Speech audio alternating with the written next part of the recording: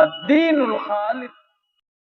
اعوذ باللہ السمیع العلیم من الشیطان الرجیم. بسم اللہ الرحمن الرحیم. یا ایھا الذین آمنوا کونوا قوامین بالقسط شہداء للہ ولو علی انفسکم او الوالدین والاقربین. وقال صلی اللہ علیہ وسلم فيما يرويه عن ربه ان اللہ تبارک وتعالی قال یا عبادی انی حرمت الظلم علی نفسی وجعلته بینکم محرما فلا تظالموا. حاضرین جمعہ، ابھی آپ لوگوں کے سامنے خطبہ مسنونہ کے بعد قرآن کریم میں سورہ نساء کی 135 نمبر کی آیت کریمہ کا ایک حصہ اور ایک طویل حدیث قدسی کا ابتدائی حصہ پڑھا گیا ہے. ان آیات کے اندر اور اس حدیث کے اندر جو بیان ہے وہ عدل و انصاف کی تلقین ہے، اسی کا حکم ہے، اور اس بات کا حکم ہے کہ ظلم و زیادتی یہ اسلامی سماج کے اندر، معاشرے کے اندر کسی بھی شکل میں ہو، کسی بھی نوع میں ہو، اللہ رب العالمین کو منظور نہیں ہے.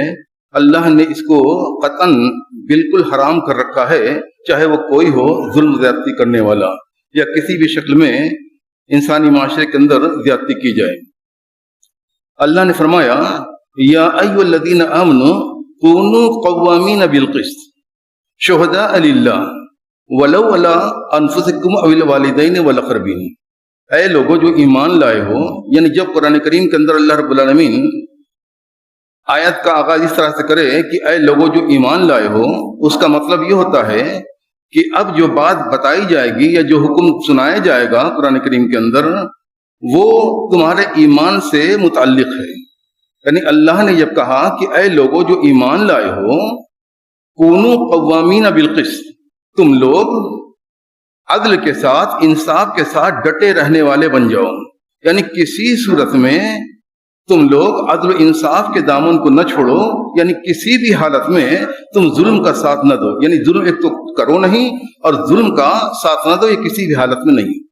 یعنی یہ نہیں کہ کبھی کبھی ہم نے ساتھ دے دیا، عدل کا، انصاف کا ساتھ دے دیا، لیکن کبھی موقع آیا تو کسی وجہ سے ہم نے اس میں خاموشی اختیار کر لی، یا یہ کہ ہم نے باطل کا ساتھ دے دیا، ظالم کا ساتھ دے دیا. ایسی صورت اللہ رب العالمین کو منظور ہرگز نہیں ہے. یہ قرآن کریم نے، اللہ نے اس موضوع کو، یعنی انصاف کے موضوع کو، انصاف کے ساتھ کھڑے ہونے کے موضوع کو، اور اسی طرح ظلم سے دور رہنے کے موضوع کو قرآن کریم کی بہت ساری صورتوں کے اندر اس کا بیان کیا ہے، اور بہت تفصیل سے اس کا بیان ہے. یعنی اس کی پورا بیان بھی ہے کہ کس کے خلاف اگر معاملہ آ جائے تب بھی تمہیں انصاف کو نہیں چھوڑنا. اس آیت کے اندر یہ کہا ولو علی انفسکم، یعنی کونوا قوامین بالقسط شہداء للہ. دوسری بات اللہ نے فرمائی کہ اللہ کی خاطر حق کی، سچائی کی گواہی دینے والے بن جاؤ.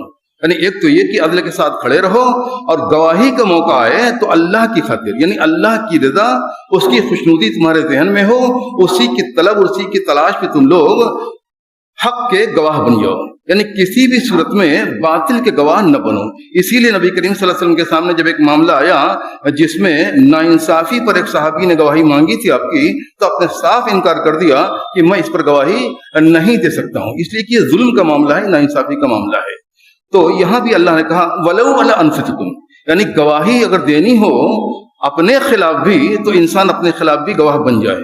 یعنی یہ کسی بھی صورت میں یہ جائز نہیں ہے کسی کے لیے کہ وہ باطل کو اپنا لے، غلط کو اپنا لے، ظلم کو اپنا لے، اپنے خلاف اگر گواہی ہے تو بھی انسان دے دے. اویل والدین والاقربین، یا یہ کہ تمہیں اپنے والدین کے خلاف، یعنی یہ چیزیں بڑی مشکل ہوتی ہیں کہ انسان اپنے خلاف چلا جائے، یا یہ کہ اپنے والدین کے خلاف چلا جائے. والدین سے انسان کی محبت جو ہوتی ہے وہ بالکل فطری ہوتی ہے، اور ہر صورت میں انسان چاہتا ہے کہ ہم اپنے والدین کو کبھی ہم تکلیف نہ دیں، اذیت کا کام ان کے ساتھ ہم نہ کریں، اور انسان یہ سوچے گا کہ ان کا ہم ساتھ دیں، ان کے ساتھ ہم بھلائی کر دیں. بھلائی کی صورت یہ ہے کہ ہم ان کے ساتھ بھی ان کے ظلم میں ہم کھڑے نہ ہوں. اس لیے کہ اگر ہم ان کے ساتھ ظلم میں کھڑے ہو گئے تو ظلم کا انجام بڑا خراب ہوتا ہے، اس دنیا کے اندر بھی اور آخرت کے اندر بھی اس کا بہت ہی خراب انجام ہونے والا ہے. چاہے انسان کسی کے ساتھ ظلم کرے، کسی کے ساتھ بھی انسان ظلم کرے، چھوٹا ہو یا بڑا ہو، وہ سب انسان کے سامنے آنے والا ہے. دنیا کے اندر یہ ہوتا ہے کہ انسان اگر ظلم و زیادتی کسی کے ساتھ کرتا ہے تو اس کی صورت اللہ رب العالمین کی جانب سے انتقام آتا ہے تو بہت ساری شکلیں ہوتی ہیں. اللہ کے انتقام کی یا اس کے سزا کی کوئی شکل متعین نہیں ہے کہ اسی شکل میں اللہ تم سے بدلہ لے گا یا تم کو سزا دے گا. اللہ کے ہاں معاملہ کھلا ہوا ہے. بندے کو کبھی کبھی اللہ رب العالمین کسی نے کسی پر ظلم کیا تو ظالم کو جو سزا دینے کا طریقہ دنیا میں ہوتا اللہ کے، کبھی تو یہ کرتا ہے کہ اس کے مال کی برکت کو ختم کر دیتا ہے. مال بہت ہوتا ہے، کثرت ہوتی ہے، لیکن وہ مال انسان کے لیے برکت سے خالی ہوتا ہے. وہ اس کو غلط راستوں پہ لے جاتا ہے، فضول خرچی پہ آمادہ کرتا ہے، تبذیر پہ یعنی حرام کاموں میں خرچ کرنے پر اس کو آمادہ کرتا ہے. یہ ساری چیزیں ہوتی ہیں اور گھر کے اندر مسائل و مشکلات آتے ہیں. گھر کے اندر نا اتفاقی ہوتی ہے، والدین اور بچوں کے درمیان نا اتفاقی ہو جاتی ہے. یعنی یہ ساری شکلیں ہوتی ہیں اللہ رب العالمین کے سزا دینے کی کسی بندے کو. اور اسی طرح یہ بھی ہوتا ہے کہ بندہ کسی مصیبت میں تو اللہ رب العالمین بندے کو کسی مصیبت سے دوچار کر دے، کسی مرض میں مبتلا کر دے. آج کی اس دنیا کے اندر ہم دیکھتے ہیں، اگر اپنے معاشرے کا جائزہ لیں تو پریشانی بہت طرح کی ہے. یعنی معاشی پریشانی بھی بہت طرح کی، ہر زبان پہ اس کا شکوہ اور گلہ ہے کہ تنگی کا زمانہ ہے، بہت مندی ہے، بہت پریشانی ہے ہر طرف. اچھا، بیماریوں کا حال یہ ہے کہ جہاں جائیں گے بیماروں سے اسپتال اور ڈاکٹر کے جو مطب ہوتے ہیں سب کے سب بھرے پڑے ہیں. یعنی بہت مشکل دور. ہر گھر کے اندر آفتیں ہیں. ہر گھر کا اگر جائزہ لیں، ایک ایک فیملی کے اندر فساد کا معاملہ ہے. یعنی کسی بھی فیملی کا معاملہ لے لیں، وہاں خوشحالی نہیں نظر آئے گی، کسی نہ کسی سے شکوہ ہے، گلا ہے. یہ بات صورتحال وہاں موجود ہے. تو یہ ساری صورت. اچھا، اس کے برعکس اگر ہم دیکھیں کہ ہمارا معاملہ کیا ہے، یعنی ظلم کے سلسلے میں اور انصاف کی بابت اگر ہم دیکھیں تو ہمارا معاملہ کیا. ہر طرح کا ظلم ہم لوگوں کے یہاں یہ روا ہے. یہاں تک کہ بعض والدین بھی، یہ کہنے میں بڑا مشکل لگتا ہے لیکن سچائی یہی ہے کہ بعض والدین بھی اپنے اولاد کے ساتھ کبھی کبھی بعض صورتوں کے اندر ناانصافی کر دیتے ہیں. کسی کو زیادہ مانتے ہیں، اس کا بھلا کر دیا، کسی کو سمجھتے ہیں کہ یہ ہمارے دل سے دور ہے یا اس کی شکایت شروع کر دی. یعنی یہ سب باتیں بھی ہوتی ہیں. اور اولاد کا معاملہ یہ ہے کہ اولاد بھی اپنے والدین کے ساتھ ظلم و زیادتی کا، یعنی کہ ان کا جو برتاؤ ہوتا ہے، سلوک جو ہوتا ہے، اس کو جاری رکھے. ہر گھر کے اندر یہ شکوہ آپ دیکھیں گے، والدین کو شکایت رہتی ہے اپنے اولاد سے اور اولاد کو شکایت رہتی ہے اپنے والدین سے. اسی طرح اگر ہم کاروبار کے اندر لیں تو کاروبار کے اندر کتنی غلطیں، کتنی بدعنوانی موجود ہے، یہ سب ہم لوگ جانتے ہیں. صفائی سے کام کرنے والے کتنے کم لوگ ہیں، اس کا بھی ہم لوگوں کو اندازہ ہے. تو یہ چیزیں، برائی موجود ہے اور اللہ رب العالمین کی جانب سے سزا بھی موجود ہے. یہ دونوں چیزیں آپ دیکھ سکتے ہیں. یہ جو حدیث میں نے پڑھی وہ حدیث قدسی کا ایک ٹکڑا ہے. اس میں اللہ رب العالمین نے، حدیث قدسی اسے کہتے ہیں جو نبی کریم صلی اللہ علیہ وسلم پروردگار عالم اپنے رب کی جانب سے بیان کرتے ہیں. تو اس میں اللہ رب العالمین نے کہا، یا عبادی انی حرمت الظلم علی نفسی وجعلتہ بینکم محرما فلا تظالموا. اے میرے بندوں، یعنی اللہ نے بڑی محبت سے کہا کہ اے میرے بندوں، میں نے اپنے لیے ظلم کو حرام کر لیا. یعنی اللہ رب العالمین کے جو بھی معاملہ ہے وہ انصاف کا معاملہ ہے. یعنی اللہ کے ہاں انصاف کے سوا کچھ نہیں ہے. وہ انصاف کرتا ہے اور یہی اس کے یہاں ہے. اس نے اپنے لیے ظلم کو حرام کر رکھا ہے. یعنی ظلم کی صورت، ظلم کا تصور بھی اللہ رب العالمین کی بابت انسان کے ذہن میں نہ آوے. اور کہا اللہ نے، وَجَعَلْتُهُ بَيْنَكُمْ مُحَرَّمًا فَلَا تَظَالِمُوا، اور اس ظلم کو میں نے تم لوگوں کے لیے بھی حرام کر رکھا ہے. یعنی اپنے لیے بھی اس کو حرام کر لیا اور تم لوگوں کے لیے بھی.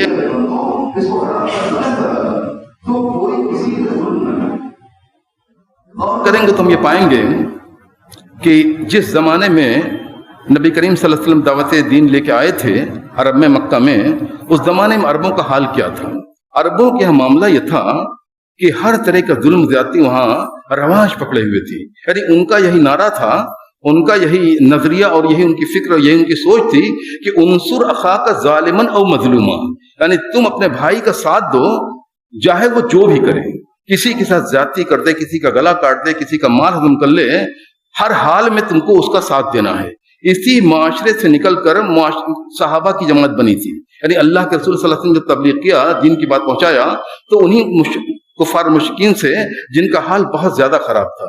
تو جب نبی کریم صلی اللہ علیہ وسلم نے ان کو دعوت دی اور جو مسلمان صحابی بنے، اللہ رب العالمین ان کو اس شرف سے نوازا کہ وہ صحابی بن گئے. تو وہ لوگ اسی سماج سے آئے تھے جہاں بڑی بڑی خرابیاں موجود تھیں ظلم اور عدل کے تعلق سے. یعنی وہاں عدل و انصاف کا کوئی نام نہیں تھا. ظلم کوئی کرتا تو پورا قبیلہ ان کا اس کے ظلم میں ساتھ دیتا تھا.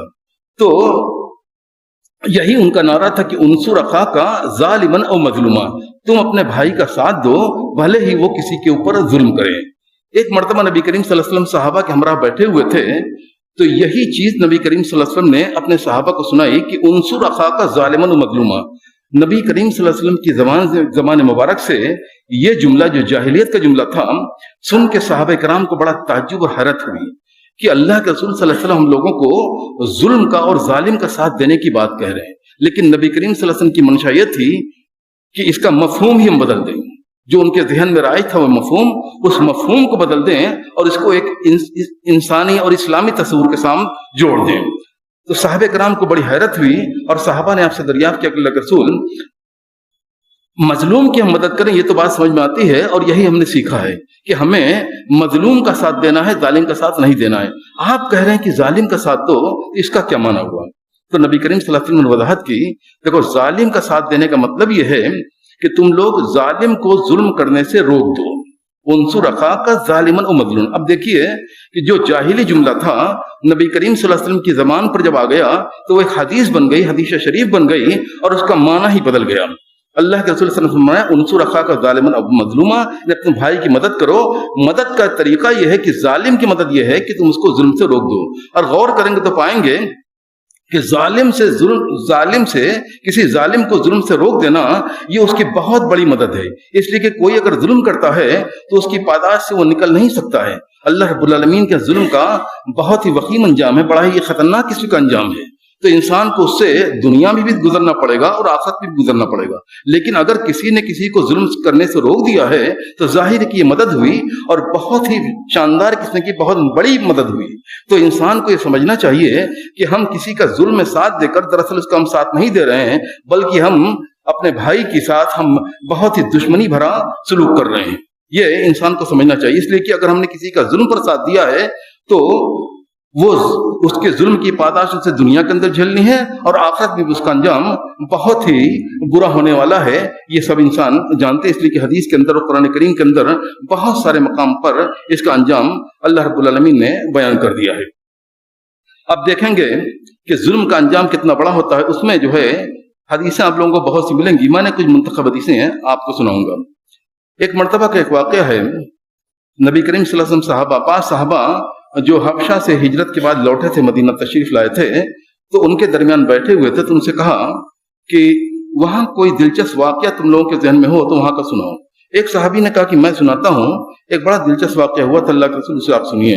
ہوا یہ کہ ہم لوگ بیٹھے ہوئے تھے، وہاں سے ایک بوڑھی خاتون گزر رہی تھی. یعنی وہاں کی وہ پادری، مطلب کہ وہ عیسائی تھی، وہ مذہبی نصارہ تھی. وہ عورت بوڑھی عورت تھی اور اپنے سر پر پانی سے بھرا مٹکا لے کے جا رہی تھی اپنی ضرورت کے لیے. تو وہ بیان کرتے ہیں کہ ہم لوگ بیٹھے تھے اور دیکھا کہ ایک شخص آیا، وہیں کا حبشی ایک بدماش آیا اور اس نے اس بوڑھی عورت کو پیچھے سے دھکا دے کر گرا دیا. وہ عورت گر گئی گھٹنوں کے بل، اس کا مٹکا بھی ٹوٹ گیا، پانی سب بہہ گیا. اس کے بعد وہ عورت اٹھی اور اس نے کہا کہ اے ظالم، تو دیکھے گا کہ میرا اور تیرا انجام اللہ کے ہاں کیا ہوتا ہے. جب اللہ سب کو اکٹھا کرے گا، اولین اور آخرین کو اکٹھا کرے گا اور وہ عرش پہ مستوی ہوگا اور ہم لوگوں کا حساب کتاب کرے گا، تب تجھے پتا چلے گا کہ تو نے آج جو مجھے یہاں گرایا ہے اس کا تیرے ساتھ کیا انجام ہوا ہے. نبی کریم صلی اللہ علیہ وسلم نے اس واقعے کو جب سنا تو آپ نے فرمایا کہ صدقت، اس عورت نے، اس بوڑھی عورت نے صحیح کہا ہے، اس لیے کہ اس کا انجام جو ہے بہت برا آخرت میں ہونے والا ہے. اس عورت نے صحیح کہا. اور پھر آپ نے ایک تبصرہ کیا، رد عمل جو ہوتا ہے وہ نبی کریم صلی اللہ علیہ وسلم نے ظاہر کیا اور کہا کیف یقدس اللہ امتا لا یؤخذ لضعیفہم من شدیدہم. یہ جملہ نبی کریم صلی اللہ علیہ وسلم کی حدیث بہت ہی معنی خیز، اس کو سمجھیے. حدیثیں جب سنائی جاتی ہیں، قرآن کریم کے آیات جب سنائی جاتی ہیں تو اس میں غور کیا جاتا ہے کہ اس کے اندر پوشیدہ معنی کیا کیا ہے. تبھی انسان کو فائدہ پہنچے گا. اور انسان کو ارادہ کرنا چاہیے کہ جو بیان ہو رہا ہے اس پر ہم عمل شروع کریں گے. یہ نہیں کہ ہم چلو دیکھیں گے شروع کریں گے، یہ نہیں. جب انسان سنے اسی وقت سے جب ارادہ کرے گا انسان کہ ہاں ہم کو اس پر عمل کرنا ہے، تب اللہ رب العالمین کی جانب سے توفیق ملتی ہے. لیکن انسان اگر ٹالتا ہے تو اللہ رب العالمین بھی ٹال دیتا ہے اور پھر انسان کو توفیق نہیں ملتی. تو نبی کریم صلی اللہ علیہ وسلم اس واقعے کو سن کے کہا کہ کیسے کسی امت کو، کسی قوم کو اللہ مقدس بنائے گا، یعنی اس کے اندر سے غلاظتوں کو اور برائیوں کو دور کرے گا. جہاں ایسا معاملہ ہو کہ کسی ضعیف کمزور کو سہارا دینے کے لیے کوئی نہ اٹھے، یعنی مظلوم کا سہارا کوئی نہ بنے، لوگ ظالم کے ساتھ ہو جائیں یا اس کے ساتھ خاموشی اختیار کر لیں. تو اسلامی سوسائٹی ایسی ہوتی ہے کہ یہاں لوگ ظلم کرتے نہیں ہیں، اور کہیں کوئی ظلم کا معاملہ ہوتا ہے، یعنی کہیں کی اگر معاملہ ہوتا ہے تو وہاں لوگ ضعیف کے ساتھ، یعنی جس کے اوپر ظلم ہو رہا ہے اس مظلوم کے ساتھ کھڑے نظر آتے ہیں. ایسا نہیں ہوتا ہے کہ انسان ظالم کا ساتھ دے. یہی اسلامی سوسائٹی کے اندر ہونا چاہیے.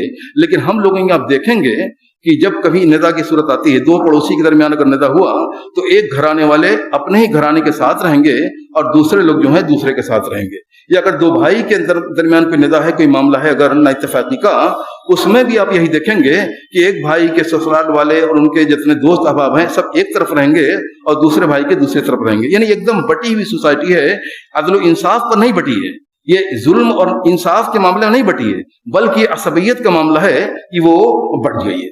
اللہ، یہ ظلم کا معاملہ اتنا خطرناک ہے کہ ایک حدیث کے اندر آتا ہے، حضرت معاذ کو جب نبی کریم صلی اللہ علیہ وسلم نے بھیجا تھا یمن زکوٰۃ کا مال وصولنے کے لیے، تو اس موقع پر ان کو کچھ باتوں کی ہدایت دی تھی کہ ان کو کیا کرنا ہے. حدیث کے آخر میں آپ نے فرمایا واتقی دعوۃ المظلوم فإنہ لیس بینہا وبین اللہ حجاب.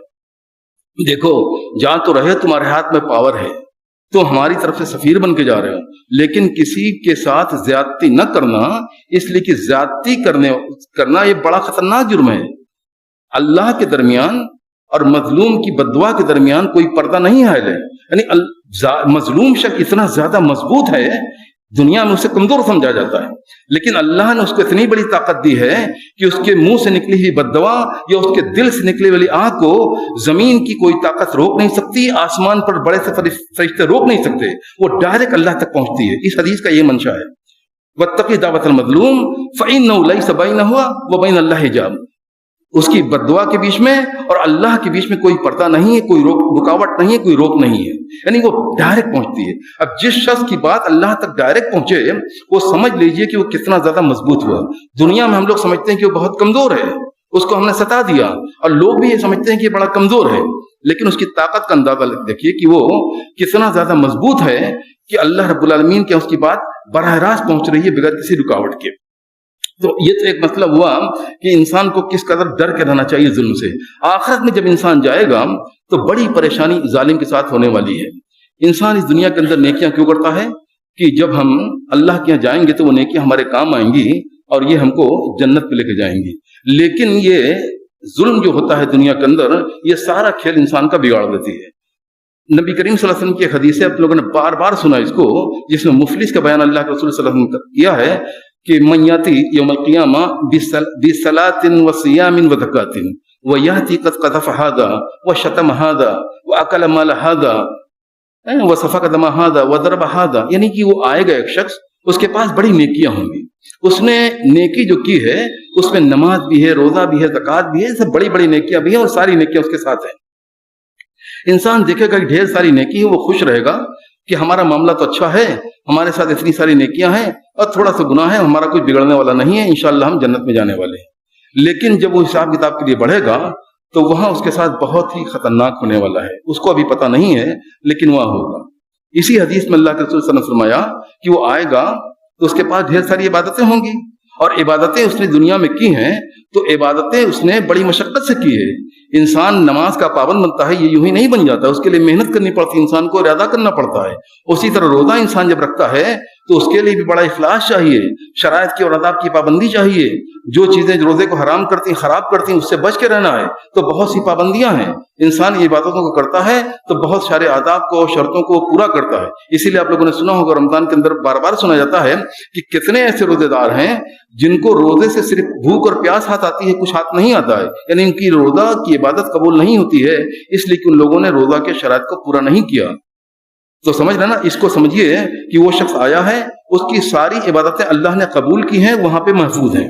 اللہ نے اس کی عبادتوں کو محفوظ کر کے رکھا ہوا ہے، اس لیے کہ اس نے عبادتیں جو کی تھی وہ حدیث و قرآن کے مطابق کی تھی، یعنی نبی کریم صلی اللہ علیہ وسلم کی سنت کے مطابق کی تھی، اور اس کے اندر اخلاص پایا جاتا تھا، اللہ کے لیے کی تھی، تب اللہ نے اس کو قبول کیا. اور جب عبادتیں کی تو اس کے بعد اس نے زندگی میں کوئی ایسا کام نہیں کیا ہے جس سے کہ وہ عبادتیں رائگاں اور برباد ہو جائیں. بہت ساری عبادتیں انسان کرتا ہے لیکن اس کے بعد بہت سا عمل بھی ایسا ہوتا ہے کہ انسان کی عبادتیں جو اللہ کے یہاں پہنچی ہوتی ہیں، قبول ہوتی ہیں، وہ بھی سب رائگاں ہو جاتی ہیں۔ تو اس بندے کی ساری عبادتیں وہ محفوظ تھیں، اور دیکھیے کہ وہ وہاں جب آتا ہے تو وہاں حساب و کتاب کے موقع پر ایک شخص آئے گا، وہ کہے گا کہ اللہ اس نے ہمارا مال ہضم کیا تھا۔ یعنی مال ہضم کرنا اس سوسائٹی کے اندر ہم لوگوں کے ہاں بہت آسان سا کام بن گیا ہے۔ کاروبار میں انسان بیٹھتا ہے تو کسی کے حساب میں تھوڑا سا خرد برد کر دیا تو سمجھتا ہے کہ ہمارا اتنا فائدہ ہو گیا۔ وہ فائدہ نہیں ہے، وہ بہت بڑا نقصان ہے۔ انسان کا دنیا میں بھی نقصان ہے اور آخرت میں بھی نقصان ہے۔ تو آئے گا بندہ، وہ کہے گا اس نے میرا مال کھایا تھا۔ دوسرا شخص آئے گا، اس نے کہا کہ یہ اس نے مجھے تہمت لگائی تھی، یعنی ناحق تہمت لگا دی تھی، اب اس کا معاملہ ہے۔ تیسرا شخص آئے گا کہ اس نے ہم کو مارا تھا۔ یعنی اس طرح سے لوگ آتے رہیں گے، اپنا اپنا ظلم جو اس نے اس پر کیا تھا اس کو وہ بیان کرے گا۔ تو اللہ رب العالمین کا قاعدہ یہ ہے آخرت میں کہ وہاں درہم و دینار یا روپیہ پیسہ نہیں ہوگا، وہاں انسان کی نیکیاں ہوں گی اور بدی ہوگی، تو اس کی نیکیوں میں سے سب کو دیا جائے گا۔ حالت یہ ہوگی کہ اس کی ساری نیکیاں ختم ہو جائیں گی، تو پھر جو لوگ ہوں گے جو تقاضا کریں گے کہ ہم کو اس نے ایسا کیا ہے، ان کے جو گناہ ہوں گے ان کو اللہ رب العالمین اس کے اوپر ڈال دے گا اور پھر اس کو جہنم رسید کر دیا جائے گا۔ تو سوچیے کہ ایک شخص جو دنیا کے اندر نیک تھا، نیکی کرتا تھا، لیکن اس کی ساری نیکیاں اس لیے برباد ہو گئیں کہ اس نے ان نیکیوں کا خیال نہ کیا، اس نے ان نیکیوں کو محفوظ نہ رکھا۔ تو یہ چند باتیں تھیں اس حدیث کے اور اس قرآن کریم کی اس آیت کریمہ کے تعلق سے جو آپ لوگوں کے سامنے میں نے رکھی۔ اللہ رب العالمین سے ہم دعا کرتے ہیں کہ رب کریم تو ہمیں نیکیوں کی توفیق دے، اور نیکیاں جو ہم کریں تو اسے قبول فرما لے اور اسے اپنے یہاں محفوظ کر لے، اور ایسے عمل سے ہم کو بچا جس سے کہ ہماری نیکیاں برباد ہو جائیں، وہ دوسروں کے کام آئیں اور ہم کبھی افسوس ملتے رہ جائیں۔ اللہ تو ہمارا محافظ بن جائے اس دنیا کے اندر، آخرت میں ہم کو ذلت سے اور رسوائی سے بچا لے، جہنم کے عذاب سے بچا لے۔ اللہ تو ہمارے والدین کی بخشش فرمائے۔